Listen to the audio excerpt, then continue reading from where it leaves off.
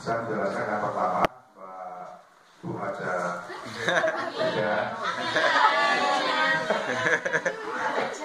Bu Haja, ini Bu Haja ya, ini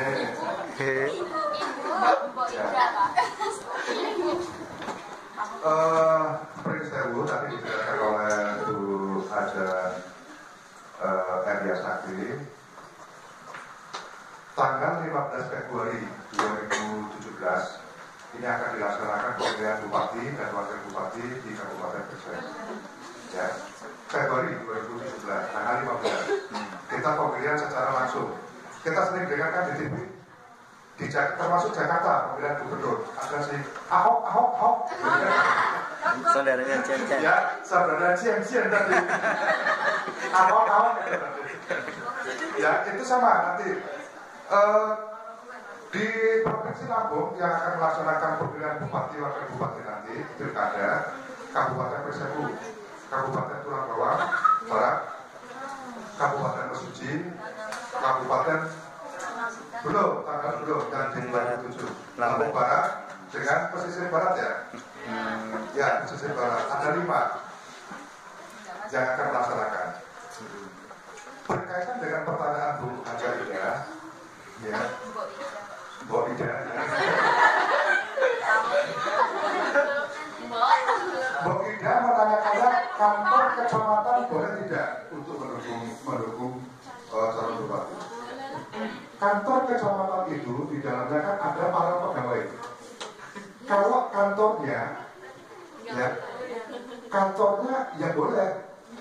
Bolehnya kenapa? Contoh ini dipakai untuk kantor ini kan kita sewa nih. Kantor ini dipakai untuk sekretariat calon bupati misalkan. Ya boleh, rumah ini berarti kan boleh untuk mendukung. Kalau kantor kecamatan atau rumahnya ini boleh. Tapi kan kantor kecamatan terdiri dari para pegawai. Yang di dalam pegawai negeri, kalau sekarang disebut ASN atau PNS. PNS itu pegawai negeri sipil, ASN aparatur sipil negara. ASN sebagai PNS atau ASN sudah jelas undang-undangnya, aturannya bahwa PNS atau ASN di dalam pemilihan bupati, wakil bupati kita bersikap netral, tidak boleh mendukung salah satu calon. Tetapi PNS atau MS atau kita semua yang sudah tadi kawan-kawan yang sudah 17 tahun punya hak pilih untuk memilih dan dipilih. Maksudnya misalkan saya nanti memilih tahun ini 5 tahun ke depan kalau saya ingin nyalonkan Pak Bupati berdampingan dengan Pak Haji Melan, boleh. Kenapa kita punya hak pilih untuk memilih dan dipilih? Maka saya dengan Pak Haji Melan 5 tahun ke depan insya Allah ya Pak Haji berdampingan maju. Contoh boleh ya. Tetapi saya sebagai pegawai negeri sipil, kalau saya masih aktif, saya harus keluar untuk dari menjadi pegawai negeri sipil. Harus keluar. Kalau kita pegawai negeri sipil, kalau mau menyalonkan bupati. Tetapi pada prinsipnya tadi pertanyaan Mbak Ida, PNS harus netral. Termasuk TNI dengan Polri tidak punya hak pilih kalau TNI dan Polri. Tetapi keluarga dan anak-anaknya, istri dan anaknya boleh. Tapi misalkan bapaknya itu TNI, tentara, atau bapaknya polisi, dia itu tidak boleh milih. Tetapi anaknya, keluarganya boleh. Ya, ini untuk pemahaman kita. Ya, mungkin sudah ada 17 tahun kan ini? Sudah milih juga besok kan kalau di kabupaten masing-masing. Di kabupaten masing-masing. Ya, belum ya. Kemudian PNS sendiri tadi harus netral, tetapi ada tetapinya. PNS wajib dan harus memberikan pemahaman kepada masyarakat. Contoh, masyarakat mengajak masyarakat untuk memberikan hak suaranya, menghimbau, mengajak masyarakat untuk memberikan suaranya. Tetapi tidak boleh, jangankan untuk mengajak menghimbau ataupun menyampaikan bahwa yuk pilih si A, yuk pilih si B, tidak boleh. Kenapa? Karena kita sudah ada panitia pengawas. Di dalam mana itu juga ada namanya panwas, panitia pengawas untuk pemilihan bupati dan wakil bupati. Ya, Bu Ajaida. Jadi cukup itu Bu aja. Ya, jelas ya. PNS tidak boleh, PNS harus netral. Tetapi sekali lagi tadi yang disampaikan, pegawai di kantor kecamatan atau di dinas di itu belum tentu mereka PNS. Kenapa? Tadi adanya tenaga honor Pemda, honor yang tenaga harian lepas. Nah, sepanjang itu masih mereka punya hak pilih dan juga ya sebetulnya secara beban moral ya seharusnya karena masih di Pemda juga netral, karena masih dalam lingkupnya di Pemda, mereka pun harusnya netral. Ya. Yang pasti PNS karena aturannya sudah jelas kita harus selalu netral. Ya. Sekali lagi yang orang tuanya mungkin polisi, TNI atau keluarga kita dari TNI Polri di dalam pemilihan bupati, wakil bupati atau pemilihan legislatif, pemilihan anggota DPRD, DPR, ini mereka tidak memilih. Tapi istri, anaknya, keluarganya boleh. Ya ini untuk pemahaman kita supaya nanti, loh Pak TNI itu, Pak tentara itu kok nggak milih ya? Ya karena memang aturan tidak boleh memilih. Kenapa? Kalau sampai ini terjadi pemilihan TNI Polri nanti saling mendukung banyak nanti malah tembak-tembakan. Ya, itu yang kedua Pak Seksa. Pisah Tanggamus sebab. Oh, pisah Tanggamus dengan Perseri. Penyebabnya itu Bu Aja ya. Bu Aja itu tinggalnya di mana Bu Aja? Lampung Tengah.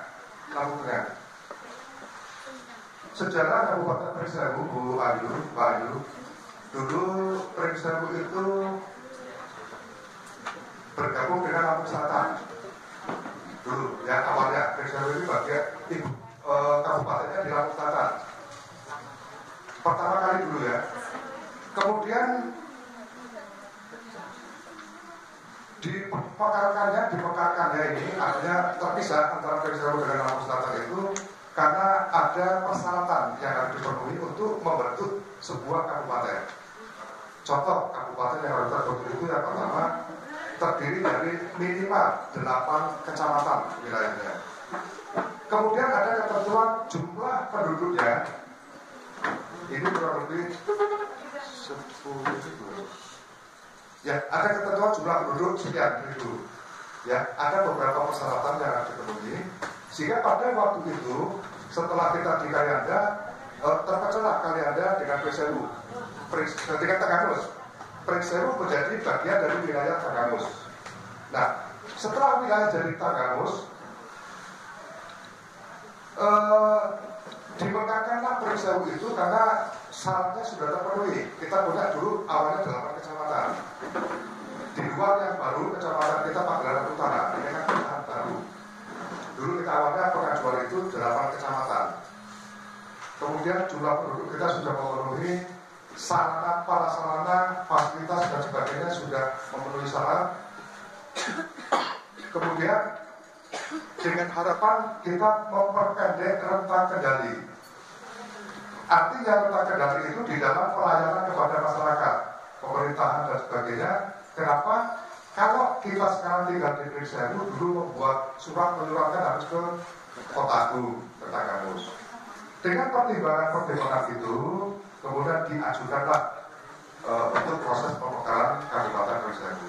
Dan dengan dikeluarkannya Undang-Undang Nomor 8 Tahun 2008, resmilah Kabupaten Pringsewu berpisah. Berpisah berarti bukan bercerai, ya hanya berpisah. Kita menjadi kabupaten sendiri. Nah, maka awal pembentukan Kabupaten Pringsewu kita masih menginduk kepada Kabupaten Tanggamus. Contoh tadi seperti penyebutan desa, kita kan masih namanya Pekon. Ya, itu 2 jam cukup dipecah karena memang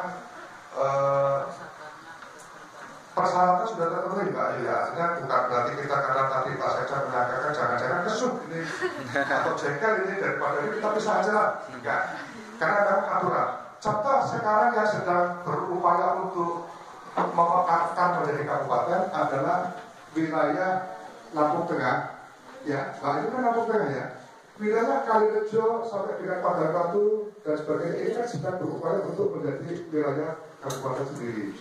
Ini sedang diajukan ke pusat, tapi sampai hari ini belum turun. Kenapa? Karena mungkin ada beberapa persyaratan yang belum terpenuhi, termasuk di dalam tahun ini belum belum diizinkan untuk mengajukan pemekaran kabupaten baru.